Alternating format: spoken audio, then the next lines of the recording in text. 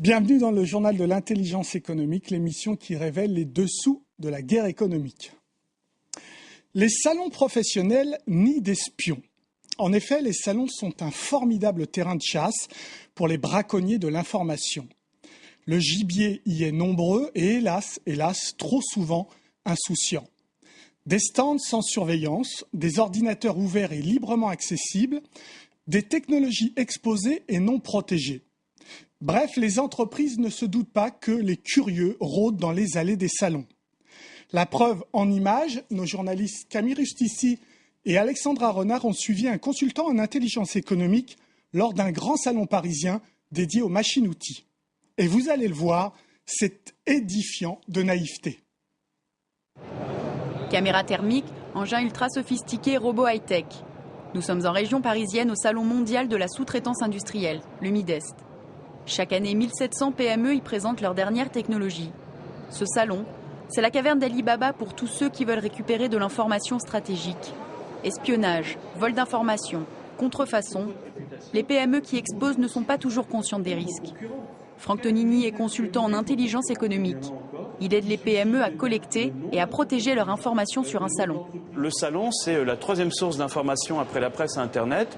C'est aussi en fait un moment particulier où des savoir-faire peuvent être dévoilés, où certains concurrents indélicats peuvent collecter de manière assez agressive vos savoir-faire. Et donc l'objectif pour nous aujourd'hui, c'est de rappeler quelques éléments qui sont susceptibles de vous être utiles.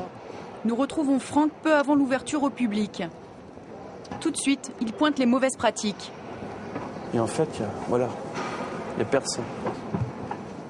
Ici, il est 9h moins le quart.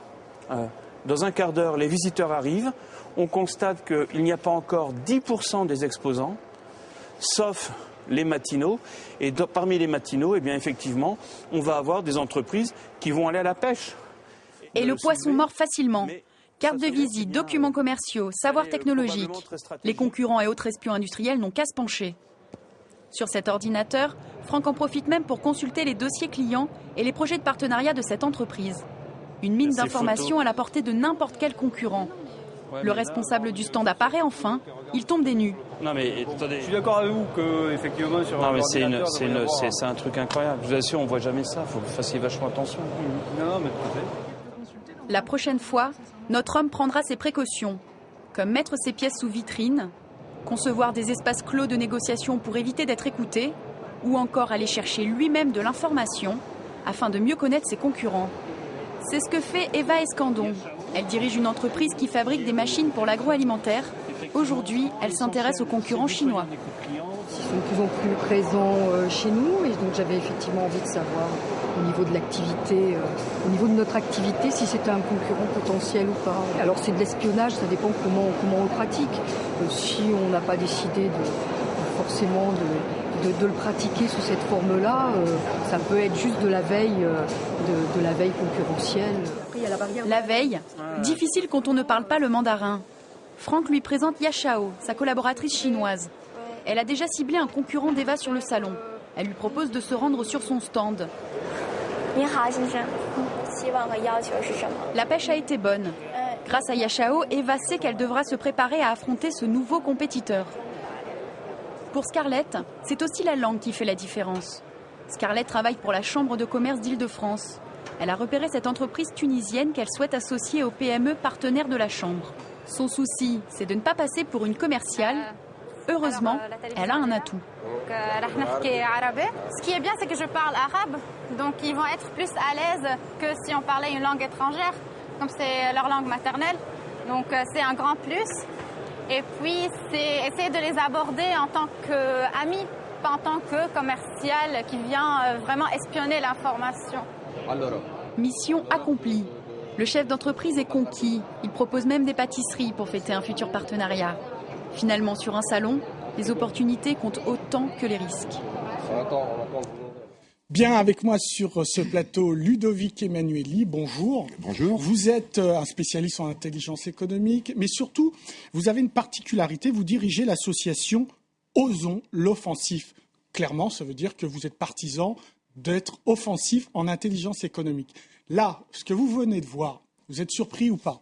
Alors, Pas du tout. Mais enfin, il faut également voir deux choses. Premièrement, l'histoire de l'ordinateur qui est consulté, ça c'est complètement illégal. Ça existe, il faut bien entendu se protéger. Par contre, quand on a des techniques dites d'offensive, ça reste tout à fait dans les règles de la loi. Alors, pour vous en donner quelques-unes. Premièrement, comme le faisait remarquer Franck Tonini, c'est vrai que un quart d'heure avant, il n'y a personne, mais il faut venir le jour avant, le jour où les gens commencent à s'installer. Parce que c'est là que se prépare par les non-professionnels l'installation des stands, que les gens sont déliés, que l'on trouve des informations sans avoir à la dérober, elles sont par terre. Il suffit de se balader et d'écouter. Il suffit de se balader. Il y a deux moments fantastiques. L'installation et quand ça se termine. La désinstallation, quand ça se termine. Pourquoi ? Parce que, en général, les gens laissent traîner n'importe quoi, veulent partir le plus vite possible, en laissant tout sur place, en se disant que c'est la poubelle qui ramassera. Mais vous savez, la poubelle. Dans ce genre de choses, ce sont des gens ou des femmes bien intentionnées qui sauront comment prendre l'information et ça ne terminera pas dans une poubelle, je peux vous le dire. Alors, on revient sur une chose. Moi, je me balade dans le salon avant l'ouverture. Je vois un ordinateur, je pianote dedans, je vois le fichier client, c'est illégal. Ah, c'est complètement... Là, c'est à déconseiller, c'est à proscrire.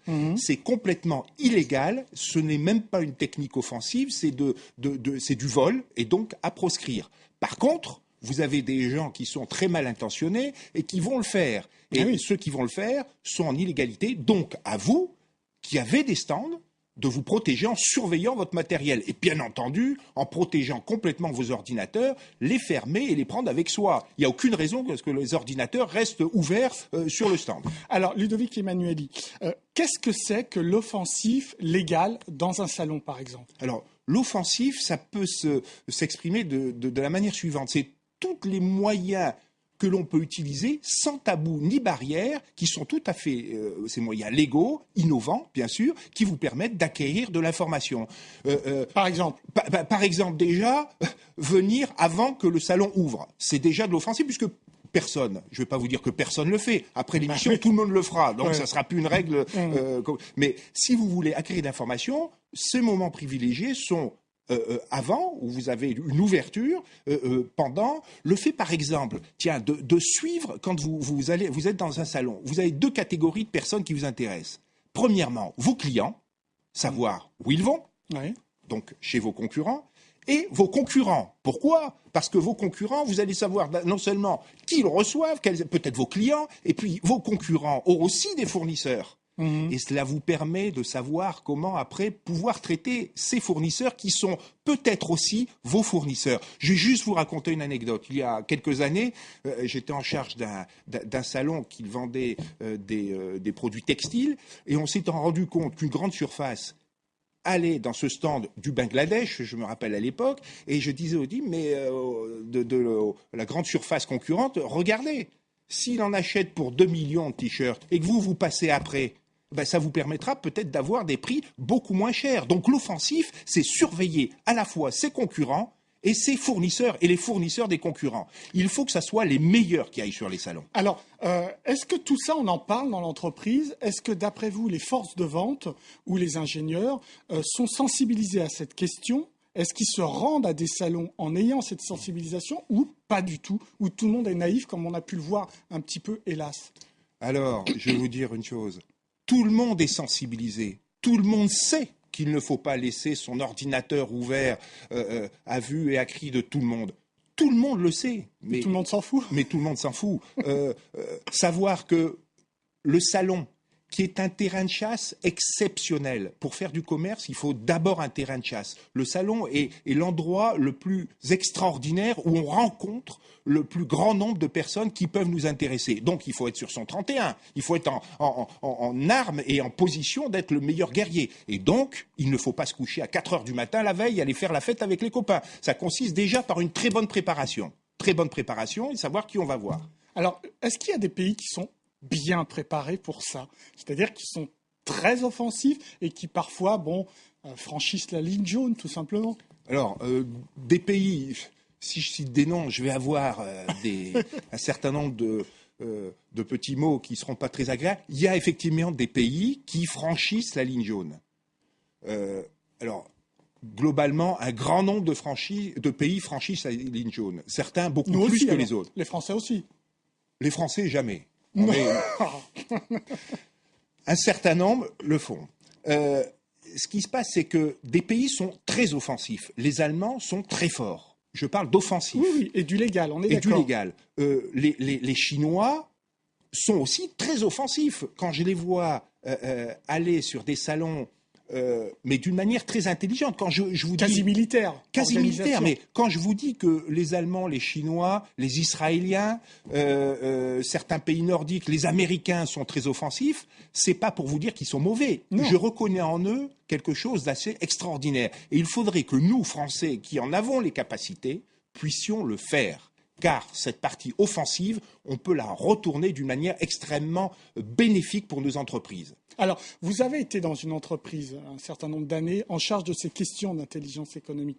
Pourquoi ça ne fonctionne pas? Pourquoi cette sensibilisation n'est pas poussée au point qu'il y ait de la réussite derrière, quoi? Qu'est-ce qui ne fonctionne pas? Globalement, l'offensif, c'est pas beau. C'est pas chez nous, reconnu. vous voulez dire en Chez France. nous. En France, c'est pas reconnu. On en a honte.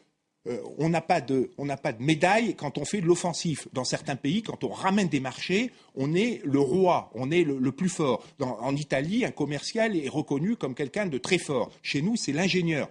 Aucun mal, il faut des ingénieurs et nous les remercions tous les jours pour faire ce qu'ils font. Mais la place du commercial ou la place de ces gens-là n'est pas reconnue en France. Merci beaucoup Ludovic Emanueli pour ces réponses. L'émission est terminée, mais comme d'habitude, vous pouvez la retrouver sur france24.com. En attendant, restez avec nous car l'information continue sur France 24. Au revoir. Au revoir.